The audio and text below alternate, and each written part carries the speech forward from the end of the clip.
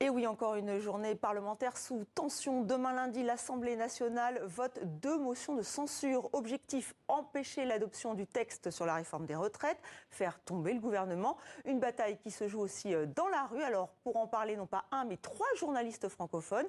Richard Verly du site Blick.ch est avec nous en direct. Bonjour, bonjour Richard. Et avec nous sur ce plateau, Eva Morletto de Grazia Italie. Et vous allez nous dire comment c'est perçu dans votre pays, notamment l'Italie. Et Elisabeth Pinault, correspondante de l'Élysée, à l'Élysée et à Matignon de l'agence de presse Reuters. Nous avons vécu avec vous en partie cette folle journée jeudi. Et justement, je vous propose un petit retour en arrière. Nous sommes jeudi, il est 15h15. Elisabeth Borne, la première ministre française, dégaine le 49 alinéa 3, le récit de Dimitri Porte. La parole est à Madame la Première ministre. 15h09, Elisabeth Borne est appelée à la tribune de l'Assemblée nationale pour défendre la réforme des retraites de son gouvernement. Sur sa gauche, la NUPES brandit des cartes sur lesquelles on peut lire « 64 ans, c'est non ». Puis, ses députés entonnent la Marseillaise. Interruption de séance. La séance est suspendue pour 2 minutes. Avant que la Première ministre ne prenne la parole, une nouvelle fois chahutée. Si chacun votait selon sa conscience et en cohérence avec ses prises de position passées, nous n'en serions pas là cet après-midi. Dans l'hémicycle, à gauche, des cris d'émission résonnent. Ce sont les mêmes qui n'ont cessé de remettre en cause notre procédure parlementaire, nos institutions et donc notre démocratie. Loin de se désarçonner, la Première ministre attaque également l'extrême droite. Cet après-midi, je n'ai pas envie de revenir sur le mutisme de ceux à l'extrême droite de cet hémicycle qui sont restés tapis dans l'ombre tout au long des débats. Droite dans ses bottes, Elisabeth Borne décline son argumentaire dans le brouhaha. On ne peut pas prendre le risque de voir le compromis bâti par les 2 assemblées écarté. On ne peut pas faire de pari sur l'avenir de nos retraites. Cette réforme est nécessaire. Visage figé, presque agacé, elle conclut et clôt les débats. Aussi, sur le fondement de l'article 49, alinéa 3 de la Constitution, j'engage la responsabilité de mon gouvernement sur l'ensemble du projet de loi de financement communiqué à l'Assemblée nationale. Eva Morletto, vue d'Italie, est-ce qu'on est surpris, choqué par ce qui s'est passé jeudi dernier? On est tout à fait choqué. Alors, on est habitué à certains débats parlementaires particulièrement animés en Italie. Mais disons que le fait d'adopter le 49.3, non plus d'une manière exceptionnelle, mais d'une manière ordinaire, comme c'est en train de devenir avec ce gouvernement, effectivement, ça choque l'opinion. Pourquoi? Parce que ce type d'outil législatif, c'est un outil typiquement français. Il existe en Italie aussi la possibilité d'y rendre plus fluide le fait de faire passer une mesure législative, parce qu'on ne peut pas, bien évidemment, avoir 50 ping-pong entre les chambres. Donc, il y a un certain nombre de ping-pong qui peuvent être faits jusqu'au moment où cette loi doit être approuvée. Mais disons que le 49.3, comment ça s'est déroulé ces derniers mois, hein, parce qu'on parle de mois où en fait ce mot est devenu un peu le mot d'ordre de ce gouvernement, il empêche le débat. En fait, le débat est étouffé. Et donc on a cet outil qui est extraordinaire, qui c'est quelque chose qui se vérifie qu'en France en ce moment. La presse étrangère, d'ailleurs, on n'est pas les seuls. Si la Stampa a défini comme risqué, en restant un peu dans l'euphémisme, le Corriere della Sera a bien défini comme une défaite pour Macron. On a des autres journaux, comme les journaux espagnols, comme El País, qui a dit « Est-ce que le capital politique de Macron ne s'épuise pas ?» avec ce qui est en train de se passer. Du coup, on est vraiment dans une interrogation. Est-ce qu'on a encore le droit de déclarer la France comme une vraie démocratie, ou est-ce qu'on est en train de dériver? De dépasser Quand on les voit limites. Aussi, parce que la force de frappe typique française, c'est aussi dans les manifestations. Alors ça, on va y revenir, Eva, on va y revenir. Mais c'est vrai que vous évoquez effectivement cette surprise de la presse étrangère. Elisabeth Pinault, vous étiez sur place, hein, puisque vous étiez effectivement dans dans 64 minutes notamment. 4 jours après cette décision, il y a les chiffres qui sont tombés. Emmanuel Macron fait l'unanimité contre lui avec 70% de mécontents. C'est un sondage du journal du dimanche paru aujourd'hui. 67% de mécontents pour Elisabeth Borne. On a senti qu'il y avait beaucoup d'hésitation jeudi dernier. Est-ce qu'il a commis une erreur en brandissant le 49.3, même si ce n'est pas lui qui l'a brandi, Emmanuel Macron, mais bon, il était d'accord. En tout cas, il assume, avec le petit recul que nous avons. Son entourage fait dire qu'il y avait 90% de chances pour qu'un vote ait rejeté la réforme des retraites. Je ne sais pas si c'est vrai. En tout cas, il est certain qu'ils ont énormément hésité jusqu'au dernier moment. Il y a eu quand même pas moins de 3 réunions jeudi matin à l'Élysée pour décider finalement d'employer le 49.3, ce à quoi personne ne s'attendait, c'est-à-dire... Ils ont dit qu'ils voulaient un vote, mais ils l'ont dit vraiment jusqu'à la dernière minute. Et tout le monde lui disait, de la Première ministre au parti, en passant par toute la majorité, et les Républicains qui disaient qu'on devrait y arriver. Enfin, donc c'est tombé comme une surprise, comme une mauvaise surprise finalement, ce 49.3, qui s'ajoute à une procédure accélérée. Donc ça fait coup de force sur coup de force. Et évidemment... Tout de suite sont arrivées des manifestations, des violences et un malaise très grand et une crise politique incontestablement aggravée et qui est à épisode. Évidemment, le prochain étant demain avec l'examen de ces 2 motions de censure. Et pour revenir sur les images que nous avons vues, c'était d'une très grande violence symbolique. Moi, j'étais dans l'hémicycle. Bon, on n'avait jamais vu ça. C'était vraiment... vous voyez, à la télévision, on entend la Première ministre parler parce qu'il y a les micros. Mais dans l'hémicycle, on n'entendait rien. On n'entendait même pas ce qu'elle disait. On entendait seulement les cris, la Marseillaise, les démissions, les députés se levaient. Vraiment, c'était une très grande violence symbolique, oui. Alors Richard Verlier, qu'est-ce que cela dit de nos institutions? Effectivement, c'est la victoire d'Emmanuel Macron en 2017 a marqué la fin des partis traditionnels, en tout cas leur usure. Est-ce que c'est la fin d'un cycle? C'est vrai que c'était très violent jeudi. Écoutez, je crois qu'on pourrait dire, en tout cas vu de l'étranger, que Emmanuel Macron se retrouve aujourd'hui devant largement une situation de chaos politique qu'il a créé. Il l'a créé parce qu'il a réussi à déstabiliser l'ensemble des partis politiques, notamment les partis traditionnels de droite et de gauche. C'était son programme et d'ailleurs son entourage continue de dire nous ne sommes ni de droite ni de gauche, mais on voit où ça mène. Et je crois que ce qu'a dit Elisabeth est très important, surtout quand vous regardez la France vue d'un pays de tradition parlementaire, par exemple comme la Suisse, c'est qu'on ne peut pas déconnecter ce 49.3 de la procédure qui avait été choisie pour ce texte des retraites. Choisir un budget rectificatif de la sécurité sociale pour une réforme aussi importante qui va marquer la vie quotidienne des gens, il y avait déjà là-dedans une forme de mépris, il faut bien reconnaître, de mépris parlementaire, de mépris pour le débat. Et comme on le sait, s'il y a une chose que souvent les peuples n'acceptent pas, c'est d'être méprisés. Et à mon avis, la violence que l'on voit aujourd'hui en France, les colères, il faut la mesurer à l'aune de ce sentiment général de mépris. Oui, Richard, cette colère, on l'a vu éclater dans plusieurs villes ces derniers temps. Alors effectivement, elle n'est pas, tout le monde n'est pas vindicatif, mais il y a eu quand même 169 interpellations dans la nuit dernière, dont 122 à Paris. Le mouvement se radicalise. Alors les syndicats sont-ils dépassés par la base? On voit tout cela avec Julien Cholin et on en reparle juste après. Une manifestation intersyndicale à Paris qui vire en affrontement hier soir. Même scénario la veille à Lyon, avec l'attaque de la mairie du 4e arrondissement par les casseurs. Le mouvement se radicalise et les interpellations se multiplient. Déjà 540 depuis jeudi et l'utilisation du 49.3. L'intérieur dénonce l'irruption d'éléments perturbateurs dangereux. Mais le discours se durcit aussi côté syndicat. Exemple hier à Dijon, avec cette manifestation non autorisée par la préfecture. Les syndicats n'ont pas pris la peine de déposer une demande et ils assument. On en a un peu marre de se soumettre à chaque fois. Et puis à un moment donné, il y a envie de dire, allez, on y va, voilà. Et on y va ensemble, on y va collectivement. Et pour nous, c'est ça le but d'aujourd'hui. On voit dans toutes les villes françaises aujourd'hui que ça commence à s'énerver, ça commence à déborder par endroits. On n'appelle pas, nous, à la casse et au feu.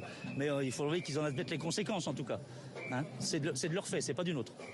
Des mobilisations hors des clous soutenues par une partie de l'intersyndicale nationale. Nous, au niveau de Solidaires, on s'associe à toutes les mobilisations syndicales et intersyndicales. Et parfois, effectivement, les manifestations ne sont pas toujours déclarées, mais c'est comme des actions, en fait. Et on appelle aussi à multiplier les actions. Pour Philippe Martinez, l'exécutif n'a pas pris la mesure du risque. Moi, je ne comprends pas que le gouvernement, et surtout le président de la République, ne prennent pas au sérieux nos alertes. Voilà, c'est tout. L'intersyndicale nationale avait appelé à des rassemblements partout en France durant tout le week-end. Voilà, et grande manifestation prévue jeudi, 9e journée de mobilisation. Eva Morletto, on reparle de gilet jaunisation, un nouveau mot qui a été inventé. Effectivement, on en est là ? On risque d'en être là. Quand on regarde, par exemple, les derniers sondages de popularité de Macron, on voit qu'il a chuté au-dessous de 30%, selon l'IFOP. Donc, je me rappelle que lors des Gilets jaunes, il était descendu vers 23%, 24%. Donc, on est à des pourcentages assez bas et avec un président qui a une attitude de vouloir continuer quand même à se créer cette bulle où on n'écoute pas. Richard Verly parlait du mépris, en fait, vers la population. Donc, ça peut effectivement glisser dans des conséquences assez importante, surtout que c'est les temps aussi qui sont importants. On n'est qu'au début du quinquennat. On n'est qu'au début et on se rend compte aujourd'hui qu'à l'Assemblée, les groupes qui pouvaient créer une stabilité et une manière de faire progresser les réformes qui étaient les Républicains, aujourd'hui ils se retrouvent en grande difficulté avec des séparations internes, avec du conflit interne, vu cette grande responsabilité d'appuyer la réforme sur les retraites et ça ne se passe pas bien. Donc comment on pourra gouverner de façon fluide dans les mois à venir sans avoir une contestation importante, vu qu'on l'a déjà au sein de l'Assemblée même. Oui, cette question se pose. Je vais passer par Richard Verly. Il y a un risque réel de voir la situation déraper. Ça faisait 1 mois et demi que tout se passait dans le calme. Là, trop, c'est ce que vous nous avez dit tout à l'heure ? Écoutez, il y a quand même un élément positif que je retiens, c'est que les 8 premières journées de mobilisation ont été très bien encadrées par les syndicats. Donc, de ce point de vue, en tout cas, on n'est pas encore dans une phase gilet jaune, c'est-à-dire dans une phase de violence désordonnée. Il y a eu des heurts jeudi, vendredi, samedi, mais encore une fois, je pense que les syndicats, et c'est leur intérêt, ils sont unis et ils vont sans doute tout faire pour essayer de garder le calme et le caractère pacifique de leur démonstration. Après, est-ce qu'ils peuvent être débordés ? La réponse est oui. Est-ce que des actions peuvent avoir lieu en marge de leur rassemblement ? Sans doute.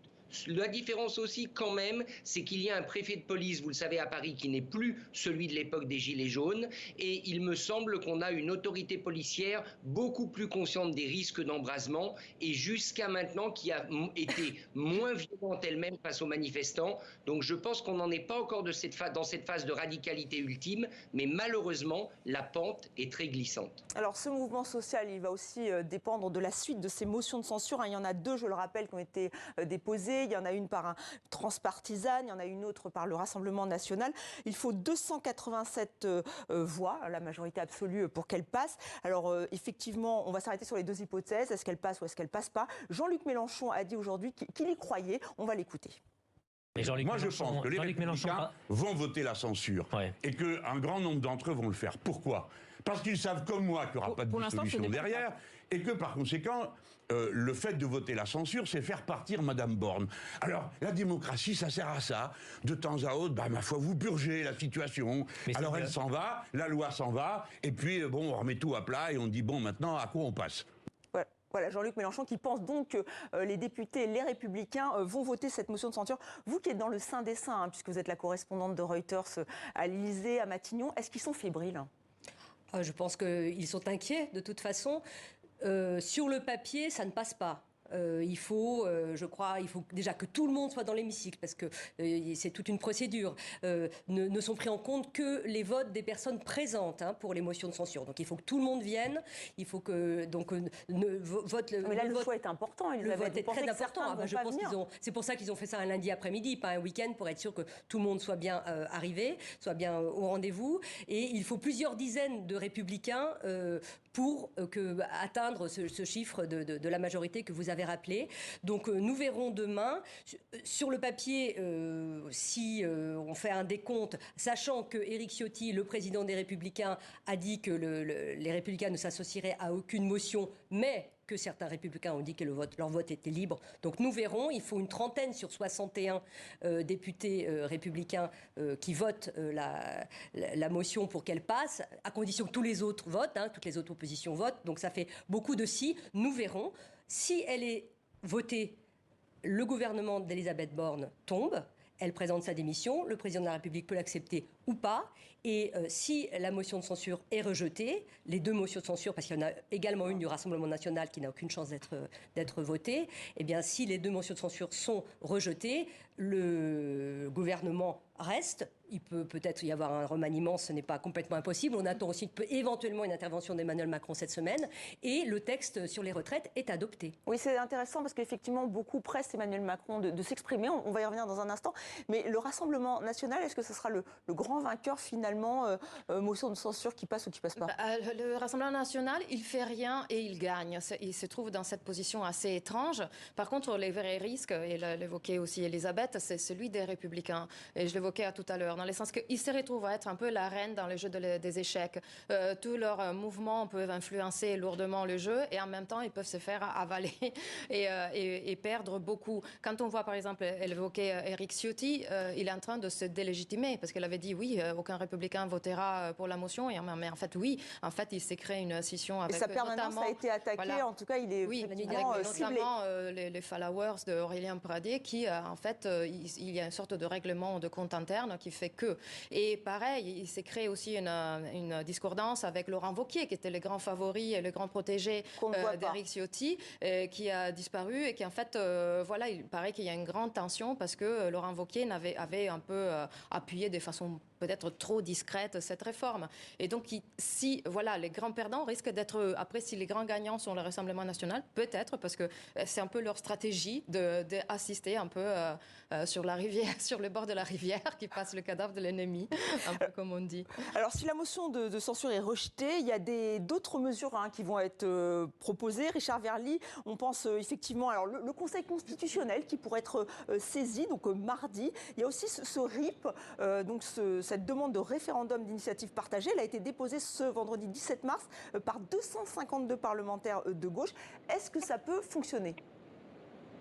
Alors écoutez, poser à un journaliste suisse la question du référendum, c'est quasiment être sûr de la réponse. Moi, je pense depuis le début que si ce projet de réforme de retraite est un projet structurel pour l'avenir de la France, il méritait d'être soumis à référendum. Tous les sondages démontrent que les Français veulent être consultés. C'est plus des 2/3 de Français qui souhaitent qu'on leur pose des questions de société. Eh bien, ça, c'en était une. Bien évidemment, je sais qu'une grande partie de la classe politique française est opposée ou en tout cas extrêmement réticente à un référendum. Mais je me demande quand même si ça n'aurait pas été une solution. On n'en est pas là. Maintenant, ce qui est sûr, c'est que ce 49.3 et les motions de censure de lundi n'ont rien à voir avec les 49.3 précédents, par exemple ceux de la première année du quinquennat sur le budget. Alors, là, aujourd'hui, c'est une situation dont on ne voit pas comment la Première ministre Elisabeth Borne pourrait survivre. Effectivement, c'est vous qui aurez le mot de la fin, Elisabeth.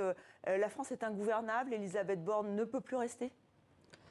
Ça, je n'en suis pas certaine.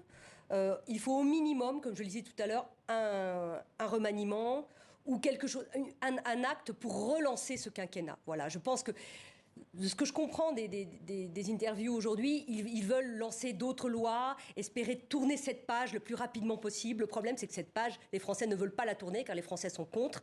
Il y a toujours cette contestation, donc ils n'arrivent pas à la tourner. Donc nous verrons, est-ce qu'un départ de la Première ministre réglerait les choses ? Je n'en suis pas certaine du tout. Donc je ne suis pas sûre que ce soit la solution. Mais en tout cas, il faut une intervention du président et un nouvel acte, qui pose un nouvel acte avec des choses dedans. On verra ce qu'il y a. C'est la balle est dans son camp, incontestablement. Effectivement, on va voir ce qui va se passer dans les jours à venir. Beaucoup de choses, évidemment, à commencer par ces 2 motions de censure. Merci infiniment à vous 3 d'avoir participé à ce dimanche en politique.